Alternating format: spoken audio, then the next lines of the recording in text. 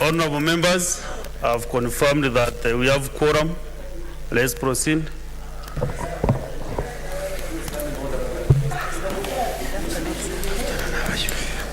Order number 1, administration of oath. Order number 2, communication from the chair.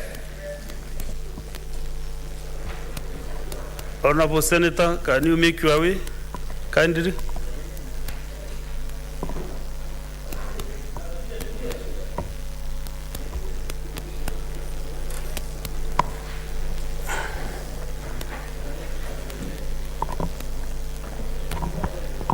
Honorable members, this is communication number 008 of 2022 concerning pupillage, internship, and attachment programs in the Senate. Honorable Senators, I would like to acknowledge the presence in the Speaker's Gallery this afternoon, 8 young men and women who are undertaking pupillage, attachment, and internship programs. The objective of these programs is to provide young people with first-hand experience in the legislative process and to expose them to the intricate world of public policy and public service. I request each person to stand when called out so that they may be acknowledged in the usual Senate tradition. They are, number 1, Kenneth Ouko, undertaking pupillage. Number 2, Kande Kelubo Moguche, undertaking pupillage. Number 3, Florence Mwende Muinde, undertaking pupillage program. Number 4, Ekorere Ndaise Santana, undertaking pupillage. Number 5, Miranda Lawrence, undertaking an attachment program. Number 6, Emma Oginga, undertaking an attachment program. Number 7, Jeffrey Ojar, attachment program.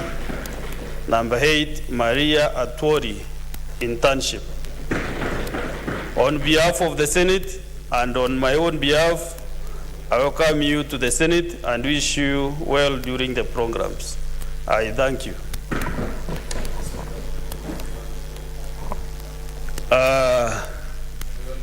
Yes, Honorable Majority Leader. Thank you, Mr. Speaker. Mr. Speaker, I wanted to just take a moment to welcome these young Kenyans that are undergoing one of the most important programs that we run as Parliament. I say this, Mr. Speaker, because this is one of our living legacies as members of the 4th PSC. This program, Mr. Speaker, is one of the most competitive in the country for pupillage programs. In fact, Mr. Speaker, if you speak to many young lawyers in the country, they'll tell you that despite Parliament not being considered, quote unquote, as what maybe many young people will consider as a prestigious posting in terms of a law firm or something, but this program has given opportunity to many, many young people to join the ranks of Parliament after having served and gained experience in this pupillage program. The way it is administered, Mr. Speaker, is such that we pick the best of the applicants after an interview from each of our 47 counties. We cannot pick 47 at a go. Therefore, it takes us actually 3 years to go through our entire list of 47 counties. So I do not know each of these pupils individually, but I bet, Mr. Speaker, that if you ask each of them, you will hardly find any 2 that are from the same county. Tells you that this program is administered by our very competent staff, members of staff who are well-ranking in the legal profession, and they are providing such a good opportunity and platform for young people to learn the workings of Parliament, so that in future, in the course of their career, much as this may not arise on many occasions, but they may find a way that in the course of their work there is a demand for them to understand the operations of Parliament. And I have seen sometimes, Mr. Speaker, even when you follow proceedings in court, even very senior lawyers and senior counsels struggle about very basic operations of Parliament. Therefore, the gain that these students get from working in Parliament cannot be gainsaid, Mr. Speaker. So I congratulate them, I wish them well, I wish them success. May they be extremely hardworking in the things that they are doing, interact with members as freely as they can, and learn as much as they wish to during their 3-month stay, or I think 6 months within the institution. Thank you, Mr. Speaker. Honorable Senators, it was not my intention actually or my plan to give comments to this communication, but allow me to give at least 2 more senators to make their comments, starting with Senator Makueni County, Maanzo, Daniel.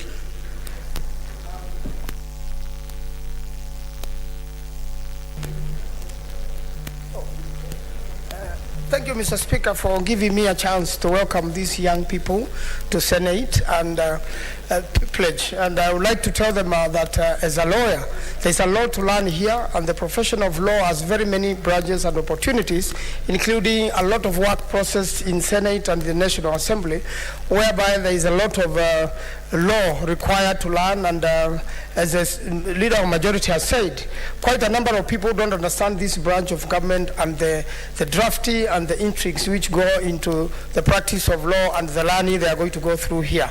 Mr. Speaker, I would like also like to say that Parliament, and when they sit here, these young people, they get to copy us, they get to learn from us, and they get role modeled from us. So I believe some of them are going to be good lawyers, and some of them will end up in this chamber as senators and as speaker. So I want to welcome them and congratulate them and wish them well in their career. I thank you, Mr. Speaker. Okay, thank you. I'm looking for a lawyer now to give a comment. I know you are a lawyer by profession, Honorable Cheptumo. What is out of order? And wait, just a minute, Honorable Senator Mohamed Faki. Just a minute. I hope you have your standing orders with you, because you must give me the right standing order that you are quoting. Speaker. Okay. I just wanted to... which standing order? Which number are you... allow me first, Mr. Speaker. Do you want to contribute or to make a point of... I'm not contributing. Yes, I'm surprised that my learned friend, Senator Manzo, who is a lawyer of repute, can allege in this house that they are bad and good lawyers. Thank you. Oh, sorry. Honorable Manzo, maybe... Do you want to withdraw? Not you want to withdraw because you know they are lawyers of good repute. I'm just talking of lawyers. I'm lawyers of good repute. We know in the Law Society of Kenya we have a disciplinary committee, and quite a number of lawyers have gone through that, have stolen people's property. I am encouraging the young lawyers to be good lawyers and to emulate good lawyers like the Honorable Faki.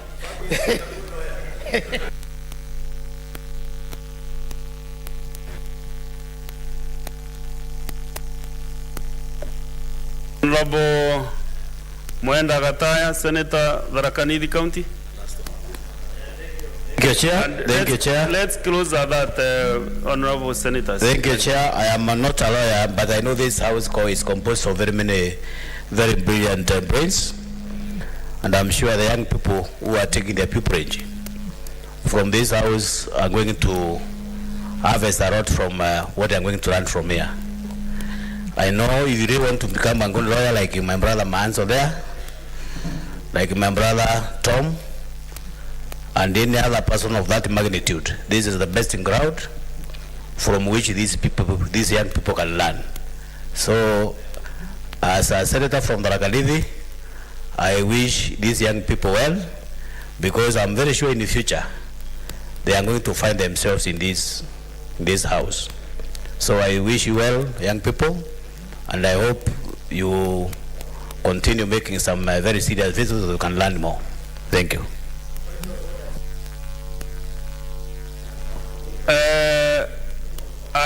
I've decided to give a few more members. Understand we should encourage these young professions. And also they get advice from seasoned lawyers like the Senator for Kisumu County. Senator. At least 2 minutes each. 2 minutes. Yeah, I can. What is out of order, Honorable Chalgei?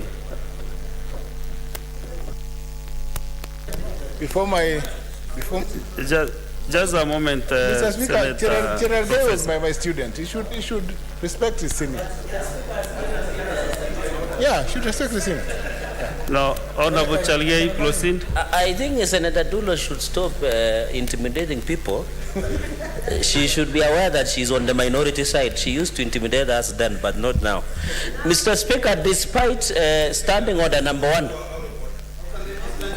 No, sit down. Have your seat, Professor. Senator Mr. Speaker, Kisumu. just despite that you have power under standing order number 1 to allow seamless running of the House. Instead of, I have seen my colleagues from both aisle that they are raising their hands to catch their eye. I think to allow seamless running of the House, you should advise them to make a request. Because now, if you're out of order. You know, Mr. I am Speaker, following a very elaborate list here on my left. And Honorable Chalgei, if you continue guiding me on how to present over this session, No, I Mr. think Speaker, you are treading on very dangerous grounds. Mr. Speaker, I'm not guiding you. What I'm requesting is my colleagues to make requests when they want They are to well speak. guided. Thank you. Yeah. They are well guided. Honorable Professor, Senator Kisumu County, Professor Jia. Thank you, Mr. Speaker. Mine is to contribute to just encourage the students who are in Parliament today, in Senate today, because parliamentary practice, Mr. Speaker, sir, and especially learning the practice experientially from seeing how senators do their work, will add to the knowledge that the students require to learn. Mr. Speaker, sir, I am a law teacher, and I know that some of the students sitting in the gallery, I'm sure must have read some of the books that were published. Mr. Cherargei is smiling. And largely, I therefore encourage them, because this is the beginning of preparation for the practical undertaking of learning at the Kenya School of Law. When they finish their pupillage, I am sure they will be seeking employment in law firms and in other institutions, including Parliament. So I just want to encourage them, and it is a good practice, Mr. Speaker, as the Leader of Majority has said, Leader of Majority until, of course, we change. He has advised them properly that this is an opportunity not just to learn, but also to interact and to engage with other professional colleagues. And since, Mr. Speaker, this is a program that is open to many Kenyans who have learned law, I expect, Mr. Speaker, that in future we diversify beyond those who are here of their time, so that we get people from different counties, so that this program goes on. Thank you, Mr. Speaker. Senator Mungatana Danson. Yes, thank you, Mr. Speaker. Mr. Speaker, I want to join the previous speakers in congratulating the students who have come to join us. I'm sure they will have a good opportunity to learn. But Mr. Speaker, the point I wanted to make in reference to the selection that the Leader of Majority mentioned is that when selecting the new lot of the students who are going to come on attachment, Mr. Speaker, we want the principle of equality to be applied. Mr. Speaker, I don't know whether you are hearing me, Mr. Speaker. Mr. Speaker, I don't know whether you can hear me. Yes, proceed, Senator Mukatana. Yes, protect me from the other who are not giving You are you. well protected. Thank you, Proceed, Mr. Speaker. Proceed. Mr. Speaker, the point I was making is this. In the Senate of the US, where we borrow a lot from, even the chairs are measured such that the entire Senate people are equal. There's no tall person, there's no short person. It is the principle. So I want to emphasize this from the very beginning, Mr. Speaker, that all the counties are equal in this Senate. So when you are going to choose students, let us not be told these are the best students. So we come Nairobi, then Mombasa, then Kisumu. What about Tana River? Mr. Speaker, we want to see equality in this House. All the 47 counties. Mr. Speaker, I urge that the next lot should not repeat the same who are represented in this lot. I thank you, Mr. Speaker. Thank you, but Senator Mukatana, you know this House does not decide who should join pupillage or attachment. Those decisions are not made from this floor. Maybe a different office is involved. Maybe that office should make sure that we have diversity Mr. of all the Speaker, counties. Mr. Speaker, without revisiting your direction, But what I'm saying, give Mr. you Speaker, the mic to Mr. contribute. Speaker, if I could clarify this issue, it's very important that if a student has been taken from Nairobi, the next lot, Mr. Speaker, in terms of weighting, in terms of those who should be selected, should be from other counties, should be circulatory. I agree with Thank you, you, Mr. Senator Speaker. Mukatana. I agree with you, honestly. From this side, Senator Mazayo Stewart, the minority leader. Senator Ambua, do you want to mean that you are senior in this House than Senator Mazayo? Do you know that there is priority in contributing on Senator? Proceed, minority leader. Yes, asante Bwana Spika. Bwana Spika, kitu cha kwanza nataka kutoa kongole kwa wale wanafunzi wote wanaofanya kazi hapa ndani ya bunge la Senate kwa hali ile ya kujifundisha vile bunge la Senate na kadri ya vile kazi zake zinavyoendelea, ili waweze kujifundisha wakati wakiwa wanaenda nje waweze kuwa wafanyikazi ambao watakuwa na uwezo wa kutekeleza majukumu yao. Bwana Spika, tunaona ya kwamba pengine ningekubaliana na ndugu yangu Mukatana ya kwamba pia ingekuwa vyema kuona ya kwamba wanafunzi wanatoka katika sehemu mbalimbali katika taifa la Kenya. Tusiweze kuwaweka kutoka katika taifa moja peke yake. Lakini ni jambo muhimu sana kwa sababu Senate inapatiana nafasi wanafunzi wa Kikenya waje hapa ili wajionee viongozi wao katika utendakazi wao. Ili wakitoka hapa watakuwa wameweza kuwa na elimu ya kutosha ambayo itawasaidia katika maisha yao. Bwana Spika, vile vile nataka kusema kwamba ni jambo zuri ikiwa hii bunge la Senate litaweza kuonesha mfano, kwa sababu sisi kama viongozi ndani ya taifa la Kenya ni umuhimu na majukumu yetu kuonyesha wale watakaokuja baada ya sisi ya kwamba njia ya kuelekea ni kama hii. Kwa hiyo nataka kuishukuru sana hili bunge la Senate. Nataka kushukuru sana hili ndugu zangu maseneta, manake ninajua wanakutana sana na hawa vijana na mara kwa mara wanaweza kupeana maoni, na tutaendelea kuwafundisha, tutaendelea kuwa nao, na nina hakika wakitoka hapa elimu yao itawasaidia katika siku zijazo. Asante Bwana Spika. Asante sana. Senator William Cheptumo. And then we do one last one from Thank you. Thank you, Mr. Speaker.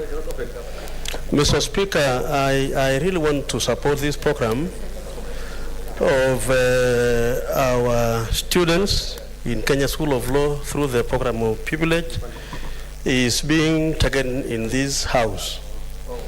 Mr. Speaker, over the years, The intake of students to the university, especially on law degree, has increased substantially. And the number of practicing lawyers, Mr. Speaker, and my colleagues will confirm this. My answer will do so. My classmate, Professor Chenda, will also confirm the same, that indeed now we are unable to take all the students for pupillage.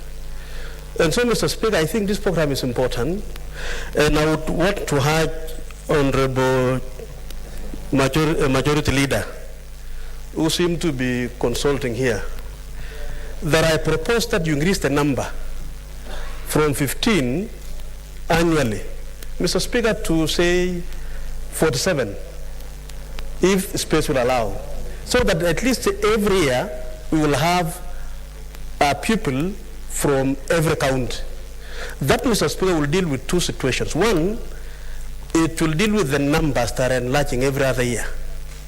Those of us who practice law and we have law firms, Mr. Speaker, we sometimes have problems. We receive about 20 students, wanting to be admitted for pupillage.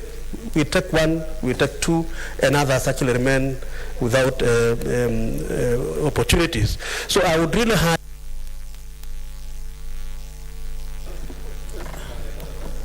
Give him 30 seconds to finish. So I propose that we increase the number. And I want to encourage our young people that this is really the way to go. We were like you before. I was in your situation in 1989, and today I'm a senator here. You can still be great leaders in this country, and I want to encourage you to work hard and to take this program seriously. Thank you, Mr. Speaker. The last one, Senate Deputy Minority Leader.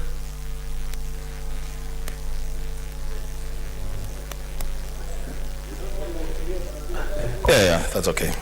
I thank you, Mr. Speaker, for this opportunity to join you and my colleagues in welcoming the students who are here on internship. Mr. Speaker, I think for the record, we need to clarify a point to this country, that the students here are not just attending pupillage, that they are different disciplines.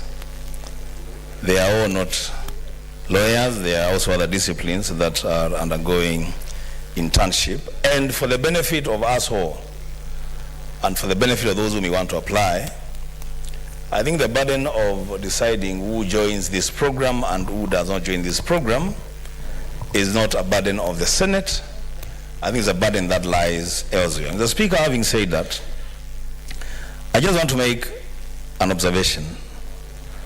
And the Speaker, if you allow me, standing order number 1, it gives you, the Speaker, a lot of latitude and discretion. The Speaker, always that standing order number 1, I beg that it should be read alongside standing order number 2. That whatever decisions are made from the chair, then those decisions shall be based on the Constitution of Kenya, on statute law, on usages, on forms, on precedents, customs, procedures, and traditions of the Parliament of Kenya. That will be important, and it will help us to transact business in a more dignified manner in this Senate. I thank you, Mr. Speaker. Next order. Order number 3, messages. Order number 4, petitions. Order number 5, papers. Senate Majority Leader, you have a couple of papers to read. Take enough water. Or your deputy should be beside you to give you additional bottles. Proceed.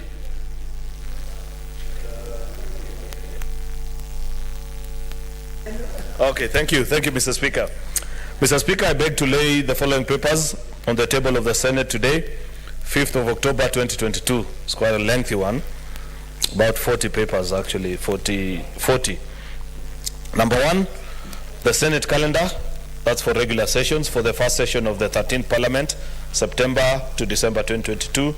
2, report of the Auditor General of the financial statements of Bomet County Assembly Car Loans and Mortgage Scheme Fund for the year ended 30th June 2015. 3, report of the Auditor General on financial statements of Baringo County Assembly, members Car Loan Fund for the year ended 30th June 2015. 4, report of the Auditor General on the financial statements of Bomet County Assembly, Car Loan and Mortgage Scheme Fund for the year ended 30th June 2016. 5, report of the Auditor General on the financial statements of Bomet County Assembly, Car Loan and Mortgage Scheme for the year ended 30th June 2017. 6, Mr. Speaker, report of the Auditor General for financial statements of Narok County Assembly, Car Loan and Mortgage Scheme Fund for the year ended 30th June 2018. 7, report of the Auditor General of the financial statements of Nyandarua County Emergency Fund for the year ended 30th June 2018. 8, report of the Auditor General on the financial statement of Nyandarua County Executive Committee, members Car Loan and Mortgage Scheme Fund for the year ended 30th June 2018. 9, report of the Auditor General on the Car financial statements for Baringo County Assembly, members Car Loan and Mortgage Fund for the year ended 30th June 2018. 10, report of the Auditor General on financial statements of Baringo County Assembly, Catering and Health Services Scheme Fund for the year ended 30th June 2018. 11, report of the Auditor General on financial statements for Baringo County Assembly, Catering and Health Services Scheme Fund for the year ended 30th June 2019. 12, report of the Auditor General on the financial statement of the Nyandarua County Assembly, MCA, Car Loan and Mortgage Fund for the year ended 30th June 2019. 13, report of the Auditor General on the financial statements of Nyandarua County Assembly, Staff Car Loan and Mortgage Fund for the year ended 30th June 2019. 14, report of the Auditor General on the financial statement of the Nyandarua County Assembly Bursary Fund for the year ended 30th June 2019. 15, report of the Auditor General on the financial statement of Nyandarua County Assembly Civil Servants Car Loan and Mortgage Scheme Fund for the year ended 30th June 2019. 16, report of the Auditor General on the financial statements of Nakuru County Bursary Fund for the year ended 30th June 2019. 17, report of the Auditor General on the financial statements of Bungoma County Assembly Trade Development Loan Fund for the year ended 30th June 2019. 18, report of the Auditor General on the financial statements of Bungoma County Assembly Emergency Fund for the year ended 30th June 2019. 19, report of the Auditor General on the financial statements of Samburu County Assembly Staff Mortgage and Scheme Fund for year ended 30th June 2019. 20th, report of the Auditor General on the financial statements of Samburu County Assembly Youth and Women Enterprise Development Fund for the year ended 30th June 2019. 21, report of the Auditor General on the financial statement of Samburu County Assembly Persons Living with Disability Fund for the year ended 30th June 2020. 22, report of the Auditor General on the financial statement of Isiolo County Education Bursary Fund for the year ended 30th June 2019. 23, report of the Auditor General on the financial statements of Isiolo County Education Bursary Fund for the year ended 30th June 2020. 24, report of the Auditor General on the financial statements of Trans Nzoia County Youth and Women Development Fund for the year ended 30th June 2019. 25, report of the Auditor General on the financial statement of Trans Nzoia County Youth and Women Development Fund for the year ended 30th June 2020. 26, report of the Auditor General on the financial statement of Bomet County Assembly Car Loan and Mortgage Scheme Fund for the year ended 30th June 2019. 27, report of the Auditor General on the financial statement of Bomet County Assembly Car Loan and Mortgage Scheme for the year ended 30th June 2020. 28, report of the Auditor General on the financial statement of Narok County Assembly Car Loan and Mortgage Scheme Fund for the year ended 30th June 2019. 29, report of the Auditor General on the financial statement of Narok County Assembly Car Loan and Mortgage Scheme Fund for the year ended 30th June 2020. 30, report of the Auditor General on the financial statements of Vihiga County Economic Fund, County Community Empowerment Fund for the year ended 30th June 2019. 31, report of the Auditor General on the financial statements of Nairobi County Assembly Mortgage Scheme Fund for the year ended 30th June 2019. 32, report of the Auditor General on the financial statement of Marsabit County Assembly Car Loan and Mortgage Scheme Fund for the year ended 30th June 2020. 33, report of the Auditor General on the financial statement of West Pokot County Assembly Staff Car Loan and Mortgage Fund for the year ended 30th June 2020. 34, report of the Auditor General on the financial statements of Kitui County Textile Center for the year ended 30th June 2020. 35, report of the Auditor General on the financial statements of Bungoma County Disaster and Emergency Fund for the year ended 30th June 2020. 36, report of the Auditor General on the financial statements of Trans Nzoia County Nawiri Fund for the year ended 30th June 2020. 37, report of the Auditor General on the financial statements of Trans Nzoia County Elimu Bursary Fund for the year ended 30th June 2020. 38, report of the Auditor General on the financial statement of Kitale Municipality for the year ended 30th June 2020. 39, report of the Auditor General on the financial statements of Embu County Water and Sanitation Company Limited for the year ended 30th June 2020. 40, report of the Auditor General on the financial statements of Embu Water and Sanitation Company Limited for the year ended 30th June 2020. Mr. Speaker, I beg to lay. Next order.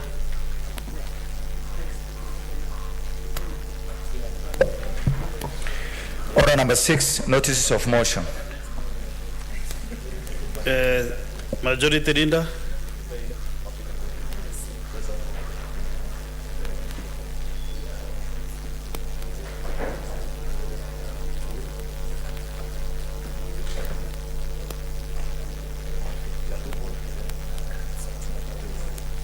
Yes. Mr. Speaker, I beg to Leave give them together. I beg to give notice of the following motions, Mr. Speaker. Number 1, that pursuant to the provisions of Standing Order 27.6, that the thanks of the Senate be recorded for the exposition of public policy contained in the address of the President during the opening of the 13th Parliament, delivered on Thursday, the 29th of September, 2022. 2, Mr. Speaker, approval of Senate calendar for the first session of the 13th Parliament, that pursuant to Standing Order number 32.1, that the Senate approves its calendar, regular sessions, for the first session of the 13th Parliament, September to December 2022, be laid on the table of the House on Wednesday, 5th October 2022. Thank you. Next order.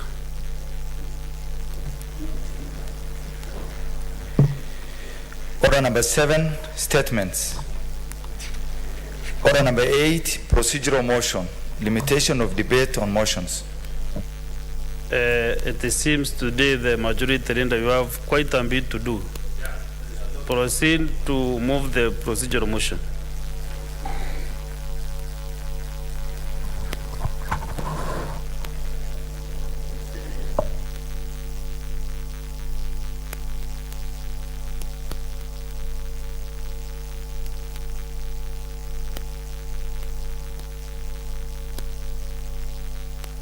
Thank you. Mr. Speaker, I beg to move that, pursuant to Standing Order 111.1, that the Senate resolves that debate on a motion not sponsored by a majority or minority party or a committee shall be limited in the following manner.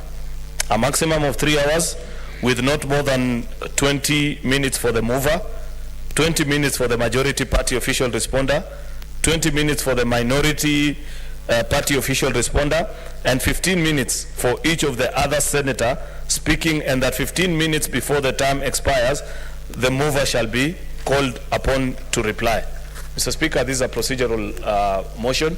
I know maybe just by way of mention, at the beginning of a term of new parliament, just like right now, we do many of such motions so that we lay the ground rules on what to follow procedure each time there's similar motions such as the one that I have just read before the House, Mr. Speaker.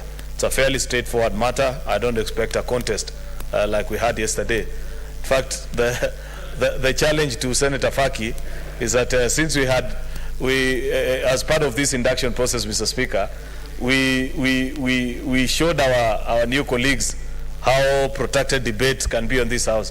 Let us show them also how peaceful and amicable we can coexist sometimes today in the course of our business, Mr. Speaker.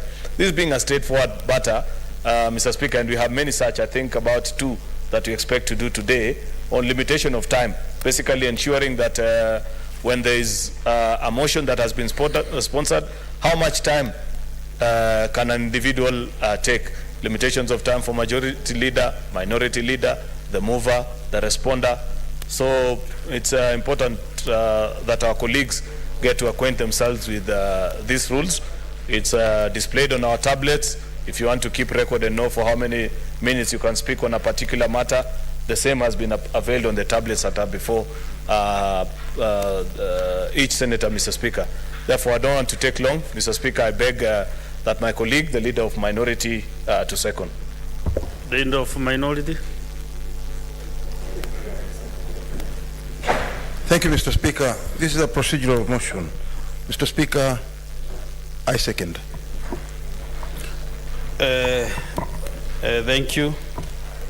Honorable Senators, I propose the question that pursuant to Standing Order 111.1, the Senate resolves that debate on a motion not sponsored by the majority or minority party or a committee shall be limited in the following manner.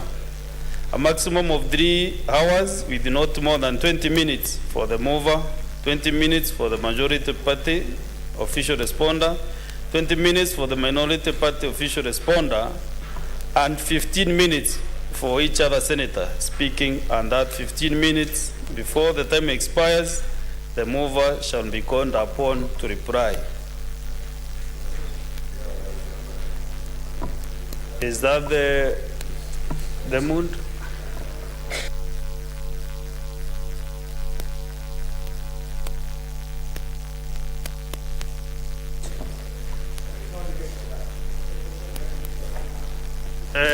If that is the direction you are taking, then, Honorable Senators, I put the question that pursuant to Standing Order 111.1, the Senate resolves that debate on a motion not sponsored by the majority or minority party or a committee shall be limited in the following manner.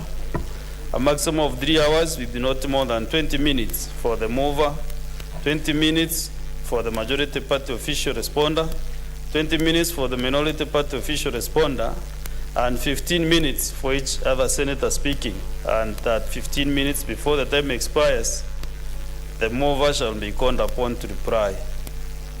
Will as many as of that opinion say aye? Aye. Will as many as of a contrary opinion say nay? Then the ayes have it. Next order.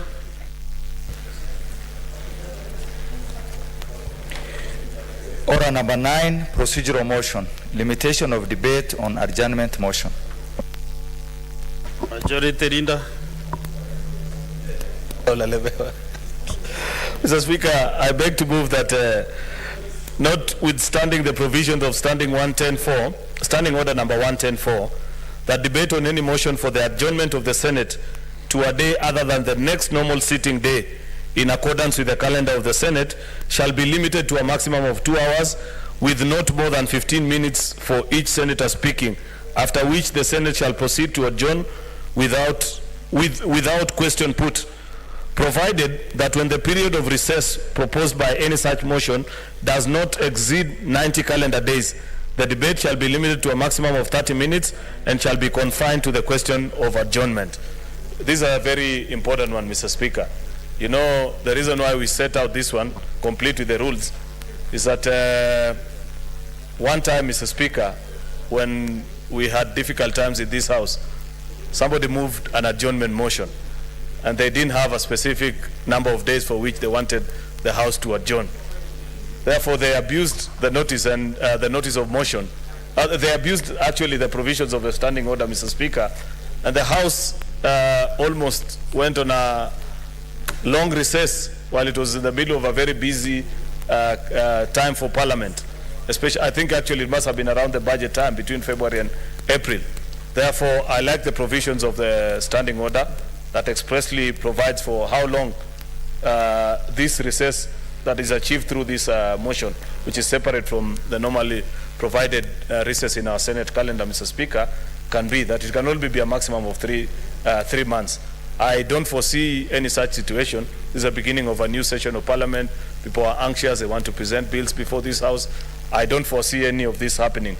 But like I said in the previous motion, Mr. Speaker, it is important that we lay the ground rules. These are the rules that will guide us for the next 5 years. Therefore, as colleague senators, it's important that before giving your aye of approval or your nay of denial for any motions that you are doing as a procedure motion, please read and understand, first of all, what you are signing up to. This is actually akin to the signing of a contract. I'd further wish to request something before I resume my seat, Mr. Speaker. I know in the normal traditions and nature of the House that we normally don't debate motions of procedure.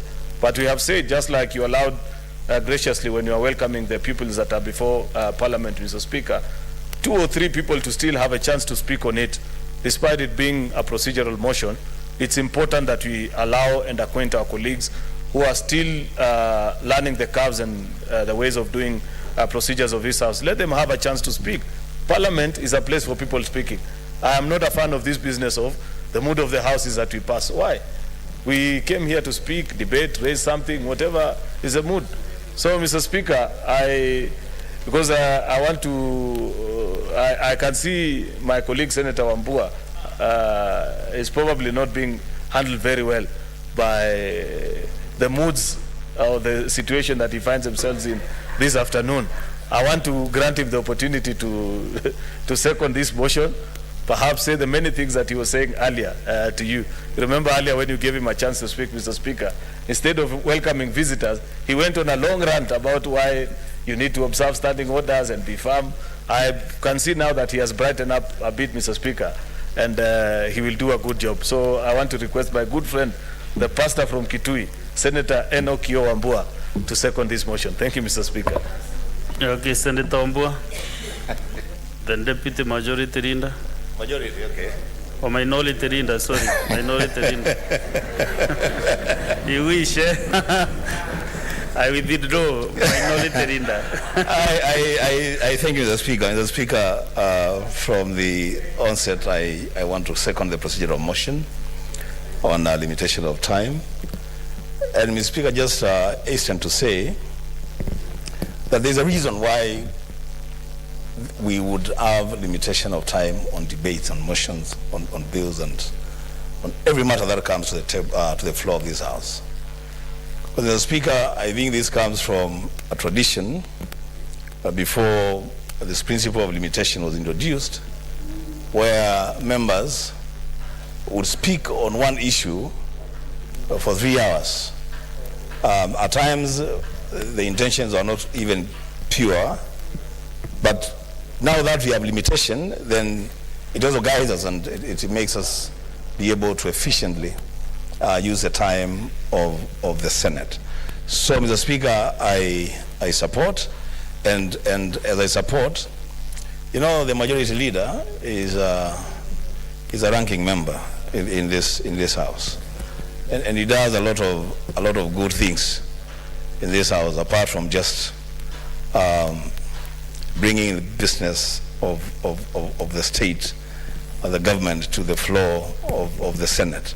As Speaker, I have a strong feeling that when you looked at those names of those brilliant students that have been nominated for internship in Parliament, you know, this time round there is serious observation of gender issues, you know, and that I can tell you for sure, Mr. Speaker, knowing Senator Cheruiyot and his passion for gender issues, he must have had a hand in making sure that we have more ladies than men in this internship. The Speaker, I second and I congratulate the PSC, outgoing PSC representative of the Senate, for doing a good job in this election. I thank you, Mr. Speaker.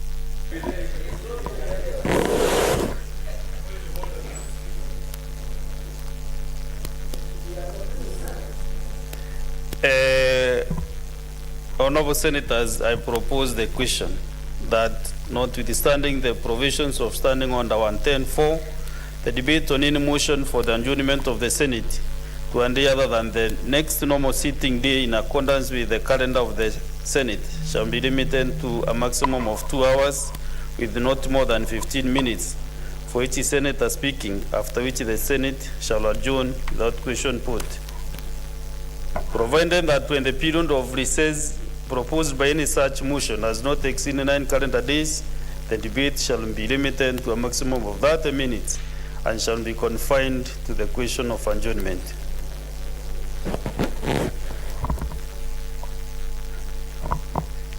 I can see from my list a few members. I don't know whether they want to contribute to this motion, procedural motion. Okay, Senator Medu.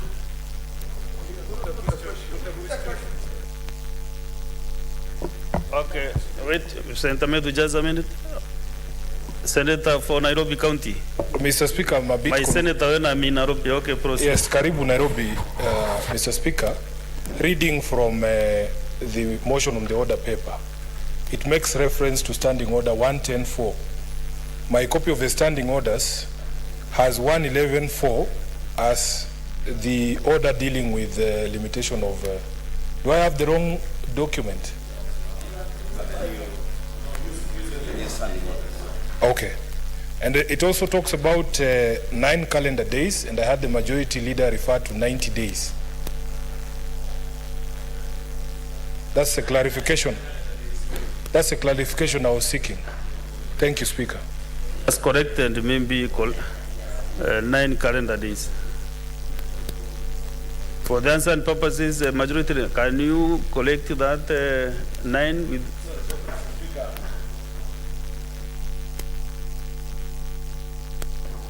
Mr. Speaker, I meant 9 days. If I said 90, the correct number is 9, not 90. Calendar days. Thank you. Senator Medu.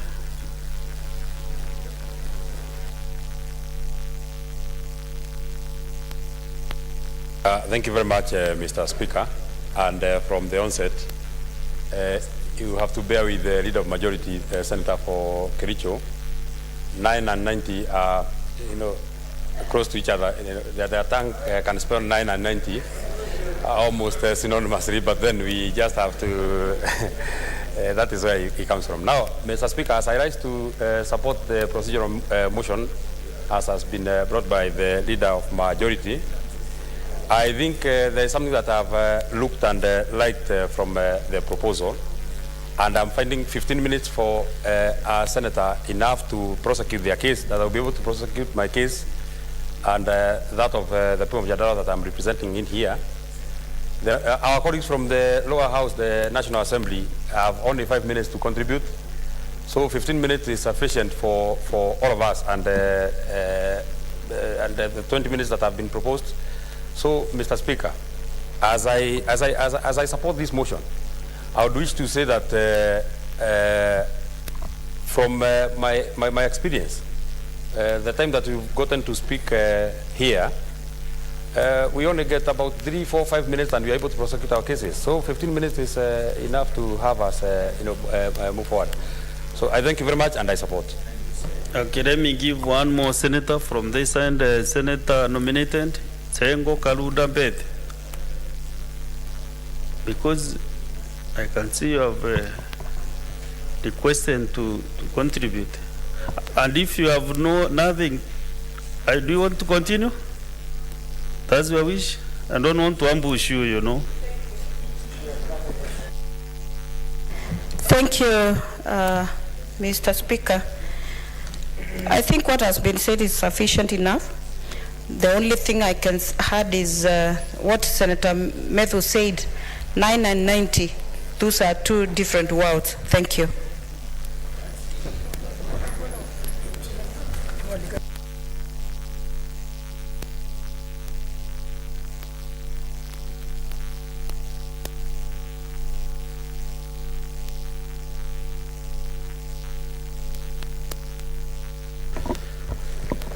Okay, honorable senators, I put the question that notwithstanding the provisions of Standing Order 110.4, the debate on any motion for the adjournment of the Senate to a day other than the next normal sitting day in accordance with the calendar of the Senate shall be limited to a maximum of 2 hours with not more than 15 minutes for each senator speaking, after which the debate shall adjourn without question put. Provided that when the period of recess proposed by any such motion does not exceed 9 calendar days, The debate shall be limited to a maximum of 30 minutes and shall be confined to the question of adjournment. Will as many as of that opinion say aye? Aye. Will as many of a contrary opinion say nay? The ayes have it. Next order.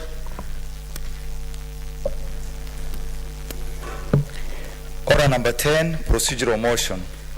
Limitation of debate on motion on the address by the President. Senate Majority Leader.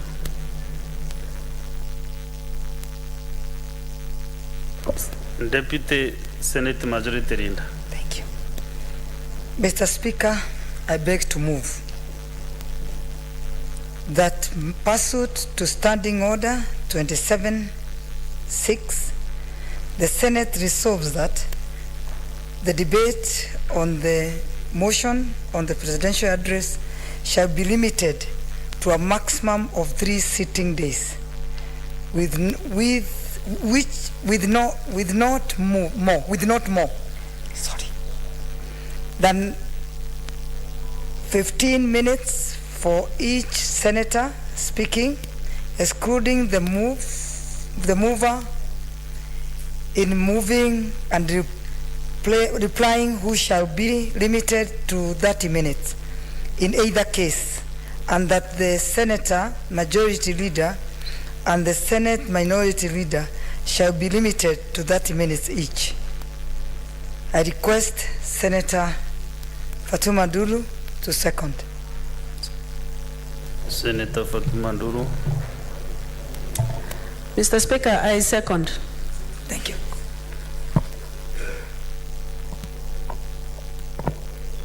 Honorable Senators, I propose the question that pursuant to Standing Order 27-6, the Senate resolves that the debate on the motion on the presidential address shall be limited to a maximum of 3 sitting days with not more than 15 minutes for each senator speaking, excluding the mover in moving and replying, who shall be limited to 30 minutes in either case, and that the Senate majority leader and the Senate minority leader shall be limited to 30 minutes each.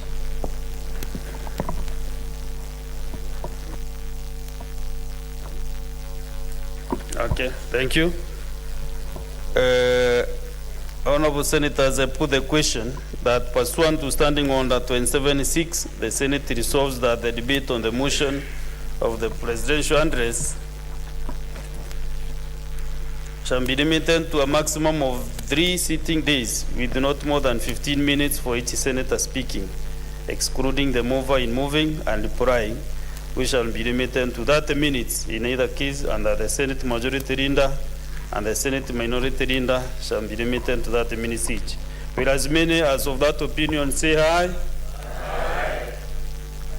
Will as many as of a contrary opinion say nay?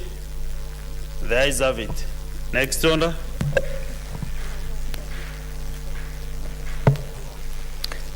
Order number 11, motion. Debate on the address by His Excellency the President during the opening of the 13th Parliament, first day. Majority Leader and member for Kericho County, Senator Harun Chiruyoti. Thank you, Mr. Speaker. Mr. Speaker, I beg to move that pursuant to the provisions of Standing Order number 27-6, the thanks of the Senate be recorded for the exposition of the public policy contained in the address of the President during the opening of the 13th Parliament delivered on Thursday, the 29th of September 2022, be hereby recorded, Mr. Speaker. Mr. Speaker, this was a very important day. Many of us were happy about it because we had been assured that we will never see such a day.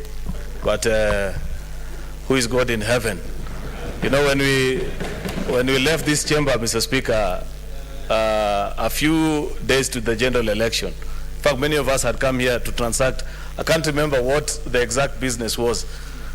I think, yeah, it was a motion actually for the House to formally adjourn for that synod.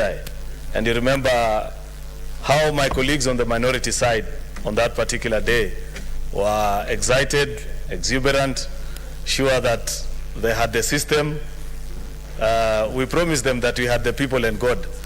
The fact that we are here today referring to this particular speech and moved on that particular day has reminded all of us that elections are like a sine wave.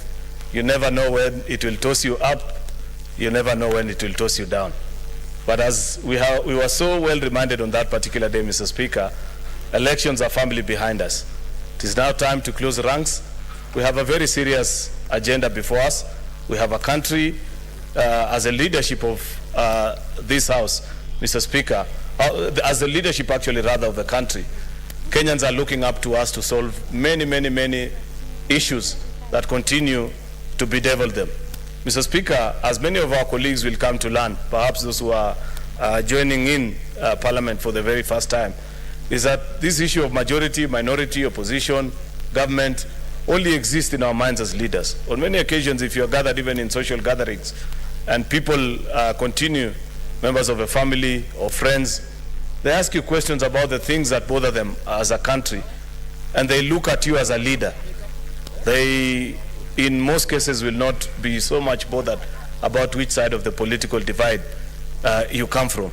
They look up to you to provide direction, to provide leadership, and they excuse that, oh, you know, we are not in government, or the other reason, it is the executive, it's not us in the legislature that are supposed to do this or that, rarely holds true in such discussions, Mr. Speaker.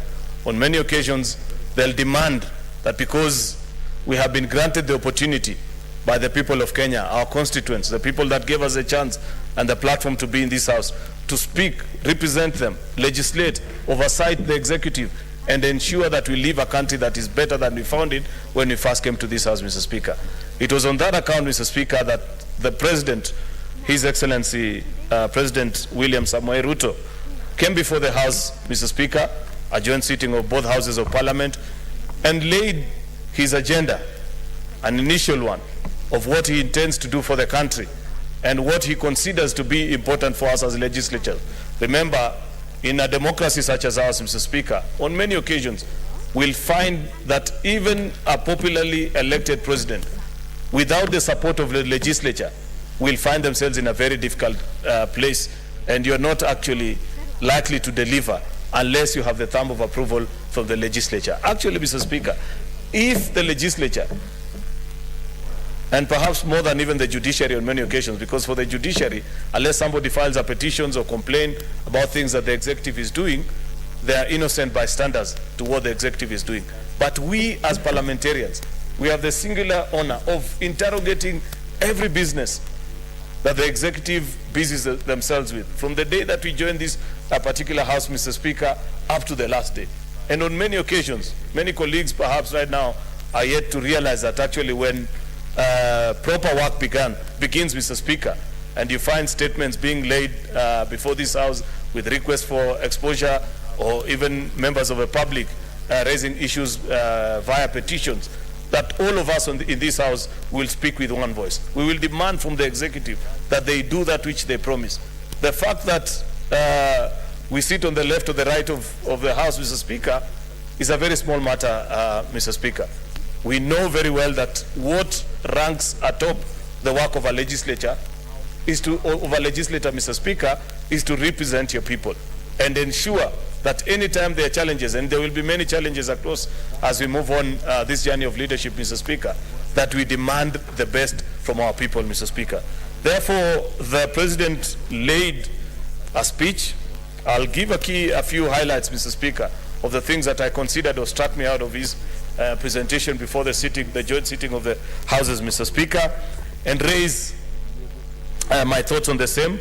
I expect that colleague senators also will take time to read, understand what the President was saying, and speak about it, because we are duty bound and we have it in our standing orders. The last motion that we just passed, Mr. Speaker, gives each senator at least 15 minutes to give your reaction to whatever was said, whether you agree with him, you completely disagree with him. The same is contained in this speech, and I have seen hard copies of the same being circulated, and soft copies are the tablets that are before each and every member of this House, Mr. Speaker. And this is very important. Of course, in his beginning, Mr. Speaker, he noted that for the first time, this is a parliament that has had as many as 193 members of the National Assembly, and I think 17 senators re-elected back to this house. That has not happened, Mr. Speaker, under the new constitution before. We have such a high attrition rate as members of parliament, Mr. Speaker, that it was getting actually to a place where being a member of parliament in Kenya was about to be added to the list of 1,000 quickest way to die. Because you know what happens when you're a member of parliament, yet after every 5 years, when you have to face the electorate, if your chances of survival are only 20 or 30%, then this is not the kind of job that many people will have picked. But with this kind, 17 out of 47 works up to slightly close to 30%, Mr. Speaker. It's an improvement, Mr. Speaker, and I hope in the coming days, actually, because when you follow, if you're a keen follower of many legislatures, Mr. Speaker, especially those that are bicameral in nature, like the one we have in our country, the upper house, that is the Senate, is actually a house that retains the best that it has to offer in terms of leadership. On many occasions, actually, is a holding place before people proceed on either to presidency or higher level other than the work of a legislator. And the fact that many of our colleagues were voted back, Mr. Speaker, 17, is good testament that the country is beginning to appreciate. For those that faced the election, especially the 2017 election, Mr. Speaker, there was a huge debate in the country. What is the work of a senator?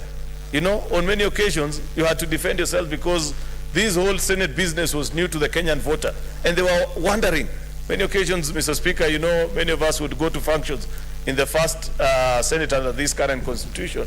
And you have the governor there, they'll arise to speak and mention, you know, I brought this and that development to this particular area.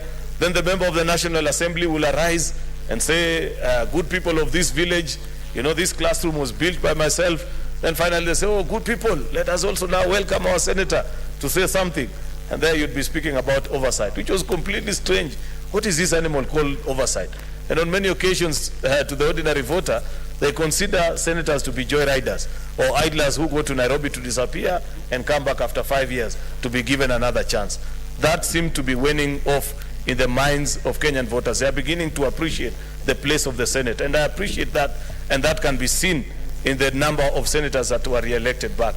I want to believe, Mr. Speaker, that as a House, if we pull together, if we execute as per our constitutional mandate, hold governors to account, hold the executive to account, ensure that we devolve as much as possible of the national resources to our counties and partner with our county assembly so that people can begin to enjoy even more the fruits of devolution, then as many, it is possible even to have more than 50% of those of us that will seek the office of a senator elected back to this house.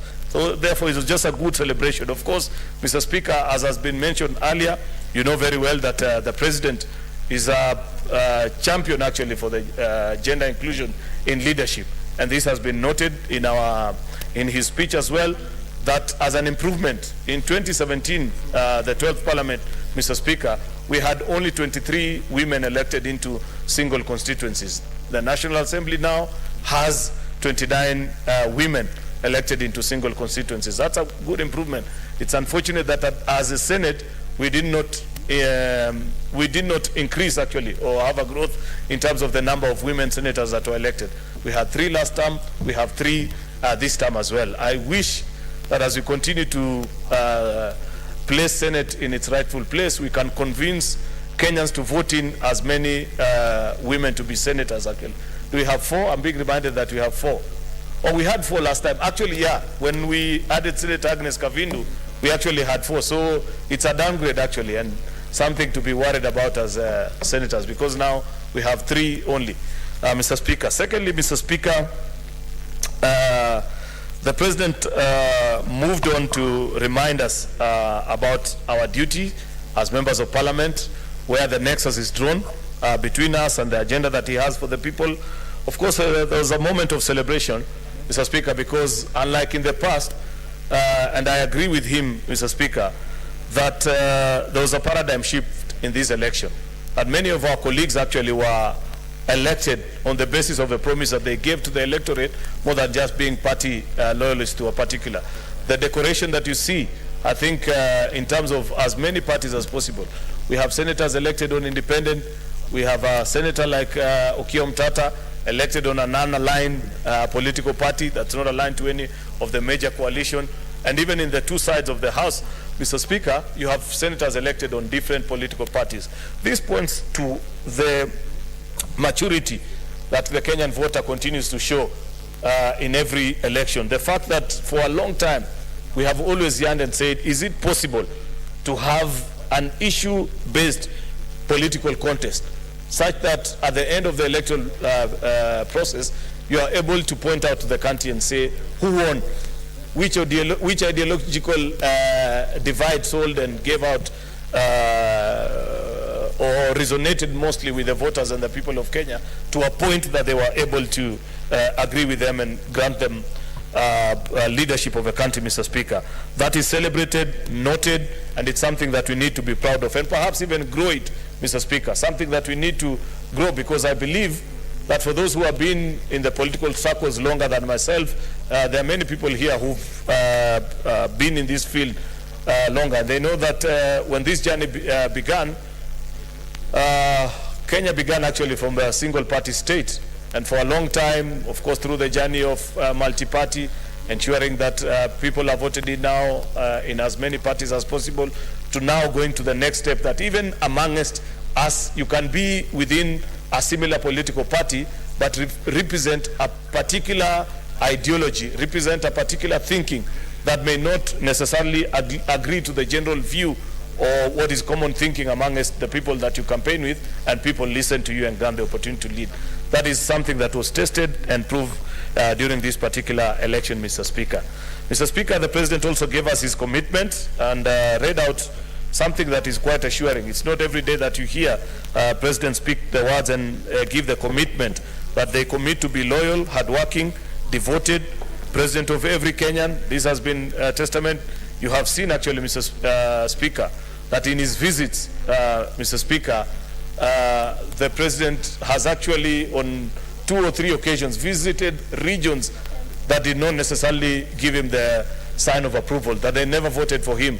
But as part of spreading his message and ensuring that we build together, close rank, have the political divides that existed before the election firmly behind us, and speaking and engaging Kenyans. It's assuring to hear a president, it's not an everyday occurrence, say that I will be president for us. Of course, the challenge now to us as members of parliament, as the legislature, is to hold him to account so that we ensure that on every government program that is given, we don't want it to see it skewed towards any particular region, so that there are people who feel as if they are less Kenyans than others. This is something that we shall hold the president to account, but at least I celebrate him. You know, it begins by first voicing it, admitting that there are people who may not necessarily have voted for you and don't see you as their president, but saying, nonetheless, regardless of that particular situation, I'll still ensure that as I undertake my duties, as I execute my programs, as I run my development agenda, every Kenyan will feel part and parcel of this particular country, and none will feel that they are left out. That's something worth applauding, Mr. Speaker. Of course, then he moved on to lay the legislative agenda, Mr. Speaker, in this particular House, knowing that we have the long-standing issue between us and the National Assembly on which bills are supposed to come to the Senate, which ones can be prosecuted by the National Assembly without particular reference to this particular House.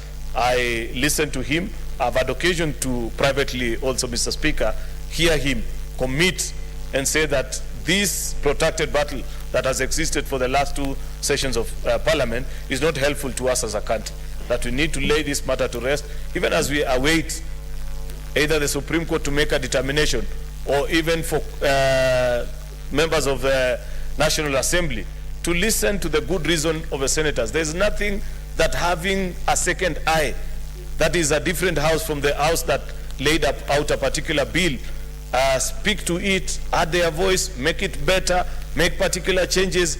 There is nothing wrong with that being done to a particular bill, Mr. Speaker. It doesn't reduce their authority as a house. In any case, if it's about resources, because that's the source of the biggest battle, Mr. Speaker, none of us has ever insisted that we want to do the national budget. As Senate, we always busy ourselves with division of revenue. Once it has been divided between the two levels of government, our next point of debate with them has been how much goes to the county, specifically each and everyone. So, Mr. Speaker, I hope as we conclude on this particular process, Mr. Speaker, either by ruling of a court or by consent, we can settle this matter as soon as even before this particular session of Parliament comes to an end, so that as we begin, Mr. Speaker, the new calendar year, we know very well what is the place of Senate, what is the place of National Assembly, and we can focus on that which matter for the ordinary citizen, Mr. Speaker. The ordinary citizen isn't bothered about which is the upper house, which is the lower house, who is supposed to consider the budget issues. What they want to see are tangible results, their lives being better, their vote counting, their vote having a meaningful proposition to them waking up early and giving us the chance to lead them, Mr. Speaker. Therefore, it's something quite worth considering, Mr. Speaker. Consequently, Mr. Speaker, the President did request something quite important also. Paragraph 16 of his speech, that through our standing orders, if we can consider allowing cabinet secretaries to actually explain government policy and answer questions on the floor of our House. Mr. Speaker, if there will be a bigger beneficiary to this policy, and senators who have been in this House previously will know that this will be quite important to us, is that in the course of time, you will realize that on many occasions, when a cabinet secretary has been invited before the National Assembly and the Senate, Senator Moses Kajwang will tell you where they are most likely to go and why.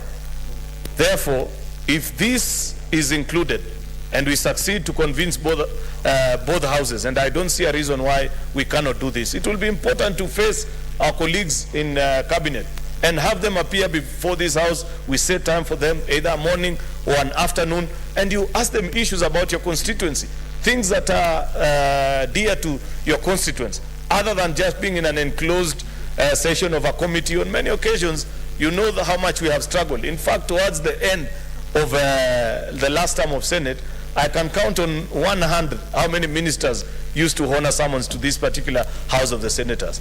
Therefore, if there will be a beneficiary actually to this particular policy shift, should we agree with the request of the President, it will be the Senate, Mr. Speaker, so that we get a chance to interrogate these ministers. Let them come and stand where I'm standing, so that members can question them, members can demand of them answers, and members can have the opportunity actually to raise and have a personal touch and personal connection with each and every minister, because it's not specified.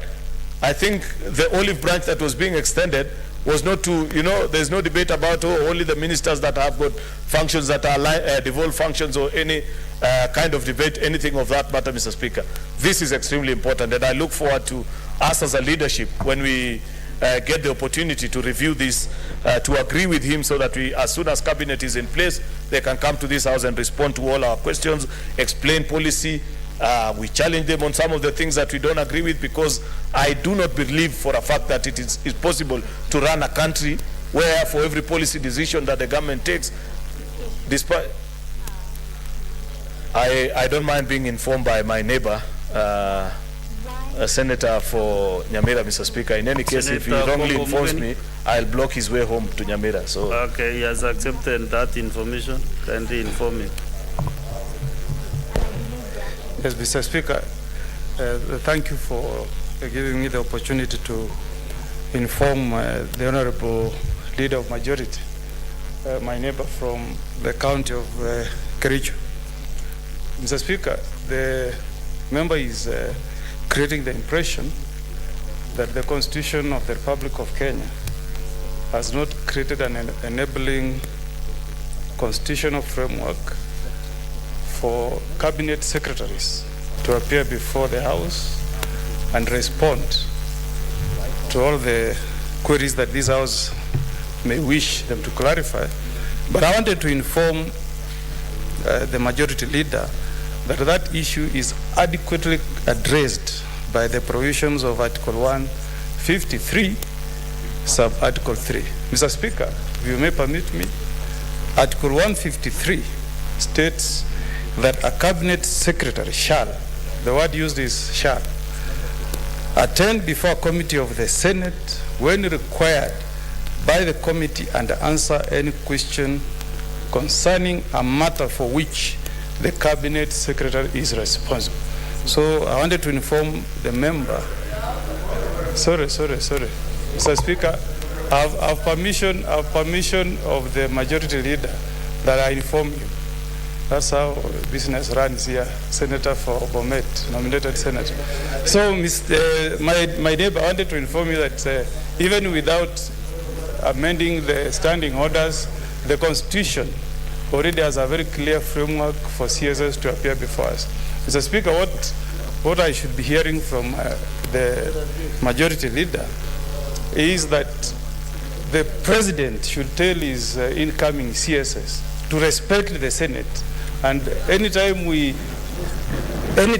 summon them to appear before us, they appear before us. So the issue is discipline of CSS, not inadequacy of the provisions in the Constitution to enable us summon the CSS. Senator nominated Joyce Kolil. Why interrupting the Honorable Senator for Nyamira? You know, the senator was being informed is the majority leader, and he has not actually complained that he has not been informed. He is very comfortable that he has been informed, and yeah, so nobody should. Okay, proceed, majority leader. Thank you, Mr. Speaker. You know, I only allowed Senator Omogeni because one is my neighbor, and two lawyers refer to him as senior counsel. But little did I know that senior counsel can misinform as well, because I'm afraid what he gave me was misinformation, not information. If he bothers to read the speech of the president, there is no impression whatsoever that the president actually suggests in any way that members of his cabinet will not honor or respect this house. But read paragraph 16 of his speech on what is a proposition and what value. Senator Omogeni, you have been in this house and you know very well what value we draw every time we have had what ordinarily, because this is akin to a committee of the whole where we have all of us as senators. Majority leader, there are two interventions here. One actually has been here for quite some time from the distinguished senator from Kisumu County. Are you on intervention or you want to contribute? Then the second one is Honorable Bone Karole, the majority whip. Yes, proceed. Mr. Speaker, the principle of a member being responsible for the accuracy of his statement in this House is a cardinal principle. What is standing order? Are you point of order? I'm on the point of order as a result of the utterances by Senator Omogeni. Mr. Speaker, if I may, number two, it is important that the records of this House record nothing but facts. Mr. Speaker, if Omogeni, who is a senior counsel, can fail to read and understand the provisions of the Constitution, then what are we saying about the teaching of law at the University of Nairobi? Mr. Speaker, Article 153. Mr. Speaker, Article 153. Mr. Speaker, Article 153 of the Constitution speaks through the mandatory. You know, is on a point of order. Let him clear his you'll point of respond. order. Then I'll give you time to respond. Why you that worried? allegation, because you know they are pupils. Our students are in pupillage, and he is. You must really clear that he are complete. Yes. Mr. Speaker, and maybe 30 seconds, please. Mr. Speaker, it's a very important issue. The senior counsel has read to us, and we thank him, Article 153, 3. It says mandatory, the cabinet secretary shall attend committees Committees, Mr. Speaker, our understanding is that both the President and Senator Cheriot are addressing the lacuna where cabinet secretaries are not able to face the whole House. Mr. Speaker, I'm standing on a point of order that the honorable member be asked to retract his statement because it is not based on fact. And two, Mr. Speaker, he apologizes to Kenyans and the Law Society of Kenya for his inability to read and understand the Constitution of Kenya.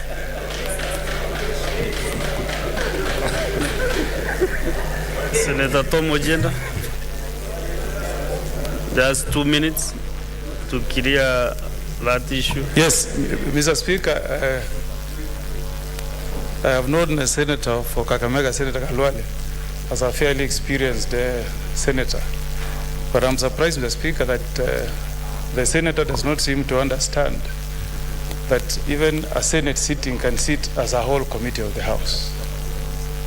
That's a basic principle that is there in our Constitution, Mr. Speaker. Therefore, Mr. Speaker, there is nothing out of order on the article one I've read to this House. That's Article 153, Mr. Speaker. And that article, Mr. Speaker, is broad, is liberal. It gives leeway to this House to summon a cabinet secretary to appear before the House and answer any question which the cabinet secretary is responsible.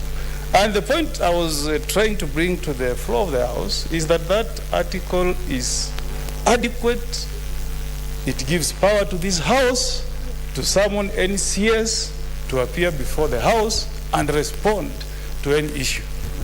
Honorable Kalwale, even if you interpret this article and read it in Kiswahili, you will understand that those powers are there.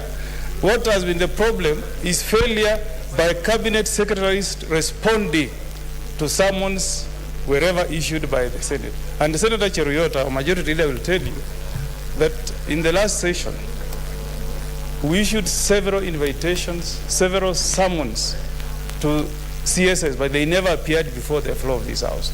That's why I was informing the Honorable Senator of Kericho, majority leader, that what he should be telling, please, I'm informing the member. Now, Mr. Speaker, in good faith and with good intentions, I wanted Senator Cheriot, leader of majority, to whisper to His Excellency the President to preach good manners to his CSS, so that when we summon them, they respond and appear. The Constitution is very clear. Article 125 is very clear. We sit as a high court. We have power to summon. That's adequate. We don't need to be lectured that we need to amend our standing orders, Mr. Speaker.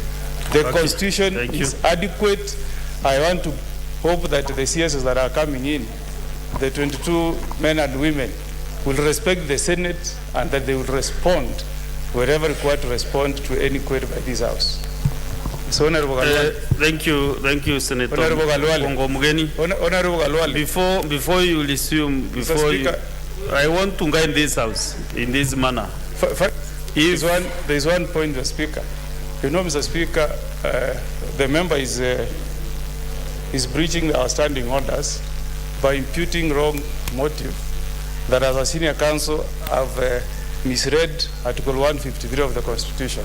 Mr. Speaker, I've not added a comma nor a full stop to the provisions of Article 153.3. I've read it the way it is, Mr. Speaker. Therefore, the member is out of order for imputing wrong motive on my person, Mr. Speaker. He should apologize.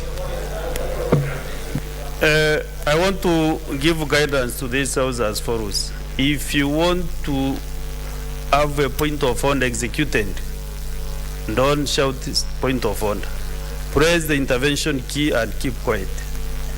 I have now 7 honorable senators who want to speak on this issue, who want to contribute on this issue, but most of them are not even talking. So I want to guide you that if you just raise your hand, you shout, you stand up, I will not be able to catch your eye. I will only be looking at the intervention key so that we can have order in this house. I want to give 2 more senators this point of order. I will start with the number 1 on this list, Senator for Homa Bay County, Kajwang Moses Otieno. And thank you, you did not even bother to shout or to, yeah, that is the way I want us to move. Mr. Speaker, I want to encourage the House that we don't have to fight on every matter. I know the first 2 sittings of this House have been a bit tumultuous, but there are some things which we must take a common position as a House. And Mr. Speaker, I refer to Standing Order number 181 that talks about the Committee of the Whole to anchor my point of order. I also bring my experience. In the last Parliament, or in the last Senate, I'm perhaps the only senator who was fortunate to chair 2 committees, Public Accounts Committee and the Devolution Committee. And Mr. Speaker, the impunity that was there in the executive, as a chair of a committee, you could never get the ministers or the cabinet secretaries to appear before committees. And that impunity was further entrenched by the leadership of the House that shielded the cabinet secretaries. Mr. Speaker, you would find people going on retreat between the Matiang'i-led NDIC, I think it was called NDIC, and the leadership of the Senate, and they would agree in hotels. You'd find a situation where a committee has summoned a cabinet secretary, and the cabinet secretary goes to the Speaker's office to negotiate whether they should appear or they should not.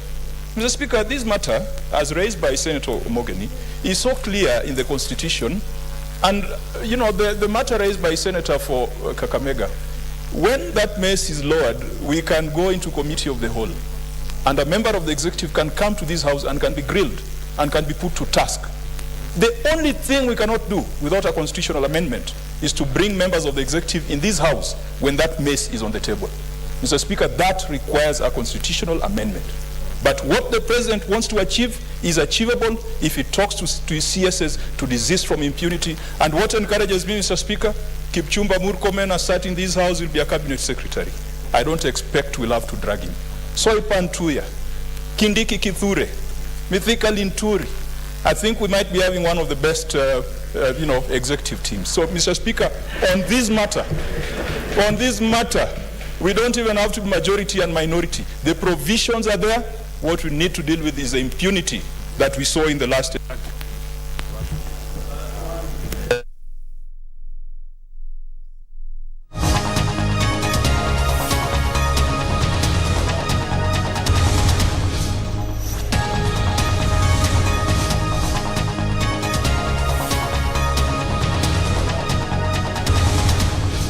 The administration has a huge responsibility to make not just the hustler economy, but the economy of the Kenyan people to work for the millions of the Kenyan people rather than work for a few.